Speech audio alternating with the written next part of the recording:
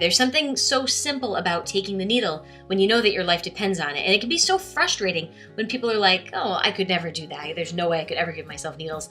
I would say the easiest part about living with diabetes is all the stuff that everyone else without diabetes thinks is hard. The needles, the finger pokes, the shots, the pumps, all the pokes and stuff. The other day I was on the train headed up to Boston, and I was sitting next to this woman. We got to talking, and I mentioned to her that I had type 1 diabetes, and she was immediately like, oh, there is absolutely no way that I could ever give myself needles. I would rather die. And I'm like, really? You would really rather die than give yourself an insulin injection? I think if you were forced to actually do it, you would change your tune completely. 14 years ago, I was that person right next to you on that train. I was that person who would not take an injection to save their life because I have this needle phobia, and before diabetes came along, if you asked me to take an injection for the rest of my life, I would probably and definitely would have said no. 14 years later, I've practically learned the value of taking an injection because I have diabetes. It's weird. It's not normal to have to